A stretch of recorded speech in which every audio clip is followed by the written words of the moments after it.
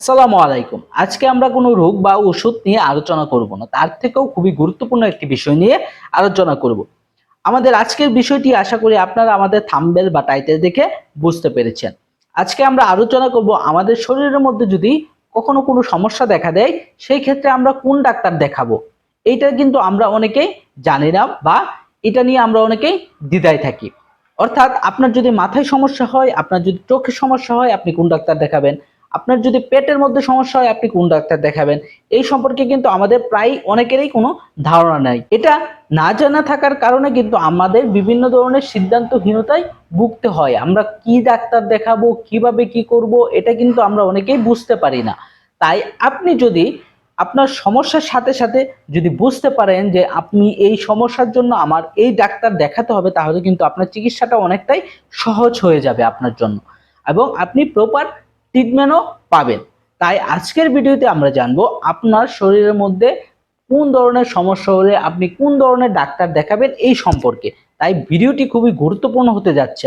তাই ভিডিওটি না টেনে সম্পূর্ণ ভিডিওটি মনোযোগ সহকারে দেখুন। আমরা এক নম্বরে যে পার্টটি নিয়ে আলোচনা করব, আমরা শরীরের একদম উপরিভাগ অংশ থেকে অর্থাৎ আপার অংশ থেকে মাথা থেকে শুরু করব, ঠিক আছে? মাথা থেকে পার্ট বাই পার্ট আস্তে আস্তে আমরা নিচে নামতে থাকবো। তো এক নম্বরে আমাদের কি আছে? মাথা, ঠিক আছে? মাথার মধ্যে মস্তিষ্ক রয়েছে, স্নায়ু রয়েছে। এই ধরনের মস্তিষ্ক বা স্নায়ুর মধ্যে যদি সমস্যা হয়, অর্থাৎ আপনার যদি মাথা ব্যথা হয়, খিঁচুনি হয় বা স্নায়ুর কোনো ব্যথা হয়, সেই ক্ষেত্রে আপনি কি ডাক্তার দেখাবেন? সেই ক্ষেত্রে অবশ্যই আপনাকে একজন নিউরোলজিস্ট ডাক্তার দেখাতে হবে। তাছাড়াও যদি আপনার মস্তিষ্কের মধ্যে কোনো ধরনের অপারেশনের প্রয়োজন হয় কিংবা মস্তিষ্কের মধ্যে যদি আপনার টিউমার ধরা পড়ে, সেই ক্ষেত্রে অবশ্যই আপনাকে নিউরো সার্জন দেখাতে হবে। দুই নম্বরে আমরা জানবো চোখের সমস্যা সম্পর্কে। অর্থাৎ আপনার যদি চোখের মধ্যে ছানি পড়ে অথবা আপনি যদি চোখে ঝাপসা দেখেন, আপনার চোখে যদি গ্লুকোমা হয়, অর্থাৎ আপনার চোখের যদি কোনো ধরনের ত্রুটি বা কোনো সমস্যা যদি আপনি লক্ষ্য করেন, সেই ক্ষেত্রে আপনি কি ডাক্তার দেখাবেন? সেই ক্ষেত্রে আপনাকে অপথ্যালমোলজিস্ট অর্থাৎ চক্ষু বিশেষজ্ঞ ডাক্তার দেখাতে হবে। তিন নম্বরে আমরা জানবো নাক, কান ও গলার সমস্যা সম্পর্কে। অর্থাৎ আপনার যদি নাকের মধ্যে মাংস বাড়ে, তাছাড়াও যদি আপনি কানে কম শোনেন, অর্থাৎ নাক দিয়ে যদি কখনো ব্লাড আসে, কান দিয়ে যদি পুঁজ পড়ে বা আপনার যদি গলার মধ্যে টনসিলের কোনো সমস্যা থাকে, অর্থাৎ আপনার নাক, কান ও গলার মধ্যে যদি কোনো ধরনের সমস্যা দেখা দেয়, সেই ক্ষেত্রে আপনাকে অবশ্যই নাক, কান ও গলা রোগ বিশেষজ্ঞ ডাক্তার দেখাতে হবে, অর্থাৎ ইএনটি স্পেশালাইজড ডাক্তার দেখাতে হবে। 4 নম্বরে আমরা জানবো দাঁত ও মুখের সমস্যা সম্পর্কে।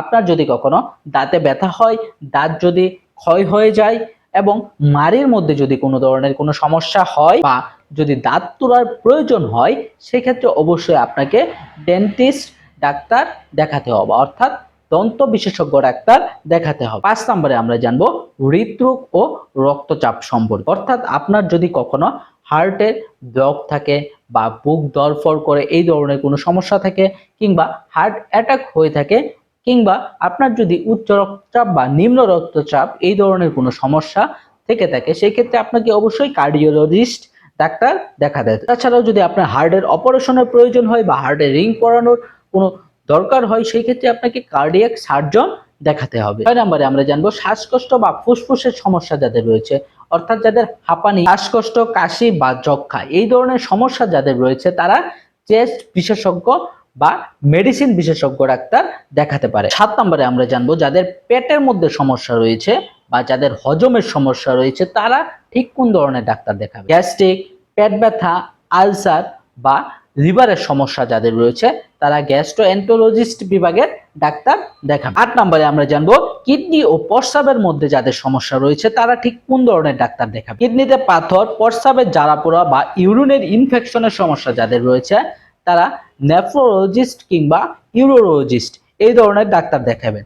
আর যাদের কিনা অপারেশনের দরকার হবে, অর্থাৎ কিডনি অপারেশন বা প্রস্রাবের মূত্রথলিতে অপারেশনের প্রয়োজন হবে, তারা ইউরোলজিস্ট ডাক্তার দেখাবে। 9 নম্বরে আমরা জানবো হাড়, জয়েন্ট বা মেরুদণ্ড। অর্থাৎ আপনার যদি হাড়ের মধ্যে কোনো ধরনের সমস্যা থাকে, সেই ক্ষেত্রে আপনি কোন ধরনের ডাক্তার দেখাবেন? আপনার যদি হাঁটু ব্যথা, কোমর ব্যথা বা হাড় যদি ভেঙে যায় বা জয়েন্টে যদি কোনো ধরনের ব্যথা ফিল করেন বা আপনার যদি বাতের কোনো ধরনের ব্যথা থেকে থাকে, এই ক্ষেত্রে আপনার অর্থোপেডিক ডাক্তার দেখাবেন। আর যদি আপনার হাড়ের মধ্যে কোনো ধরনের অপারেশন করার আগে হাড় যদি ভেঙে যায়, কোনো ধরনের সার্জারির প্রয়োজন হয়, সেক্ষেত্রে আপনাকে অবশ্যই অর্থোপেডিক সার্জন দেখাতে হবে। 10 নম্বরে আমরা জানবো ত্বক ও যৌন রোগের সমস্যায় যারা ভুগছেন তারা কোন ধরনের ডাক্তার দেখাবে। চুল পড়া, ফুসকুড়ি বা যৌন রোগ এই ধরনের সমস্যায় যারা ভুগছেন তারা যৌন বিশেষজ্ঞ ডাক্তার দেখাবে, অর্থাৎ ডার্মাটোলজিস্ট ডাক্তার দেখাবে। 11 নম্বরে আমরা জানবো নারী রোগ সম্পর্কে। নারীদের যে ধরনের রোগ হয়ে থাকে সেই নারী রোগ হলে আপনি কোন ধরনের ডাক্তার দেখাবেন। নারী রোগ বলতে এখানে বোঝানো হয়েছে মাসিকের সমস্যা, গর্ভাবস্থায় যে ধরনের সমস্যা মায়েদের দেখা দেয় সেই সমস্যা, সন্তান প্রসবের সমস্যা, এই ধরনের সমস্যায় আপনি ঠিক কোন ডাক্তার দেখেন। এই ধরনের সমস্যায় আপনাকে গাইনোকোলজিস্ট ডাক্তার দেখাতে হবে। 12 নম্বরে আমরা জানবো শিশুদের যদি রোগ হয় সেই ক্ষেত্রে আমরা কোন ধরনের ডাক্তার দেখাবো। শিশুদের রোগ বলতে বোঝানো হয়েছে শিশুদের জ্বর, ডায়রিয়া, নিউমোনিয়া এই ধরনের যদি সমস্যা আপনার কোনো বাচ্চার দেখা দিয়ে থাকে, শিশুদের দেখা দেয়, সেই ক্ষেত্রে আপনাকে পেডিয়াট্রিশিয়ান অর্থাৎ শিশু রোগ বিশেষজ্ঞ ডাক্তার দেখাতে। 13 নম্বরে আমরা যে রোগটি নিয়ে আলোচনা করব সেটি হচ্ছে মানসিক রোগ।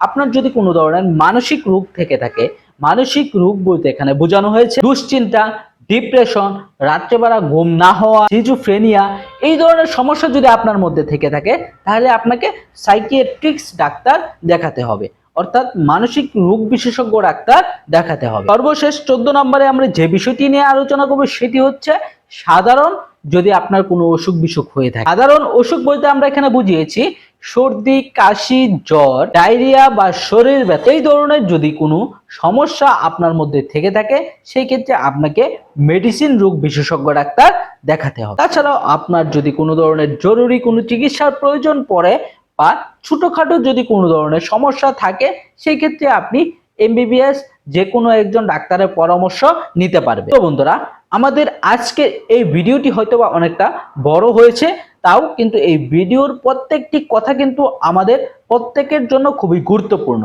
যদি ভিডিওটি আপনাদের ভালো লেগে থাকে তাহলে অবশ্যই ভিডিওটি একটি লাইক, কমেন্ট ও শেয়ার করে দিবেন। আর আপনারা যারা আমাদের এই চ্যানেলটিতে নতুন বা আমাদের এই পেজ থেকে ভিডিওটি দেখতেছেন তারা অবশ্যই আমাদের পেজে লাইক, কমেন্ট ও ফলো করে দিবেন। আর যারা আমাদের ইউটিউব চ্যানেল থেকে এই ভিডিওটি দেখতেছেন তারা অবশ্যই আমাদের চ্যানেলটিকে সাবস্ক্রাইব করে দিবেন। পরবর্তীতে নতুন কোনো ভিডিও নিয়ে আবার চলে আসবো। সেই পর্যন্ত অবশ্যই আপনারা সবাই ভালো থাকবেন, আমাদের পাশে থাকবেন সেই প্রত্যাশা নিয়ে আজকের মতো বিদায় নিচ্ছে। পরবর্তীতে আবার দেখা হবে। আসসালামু আলাইকুম।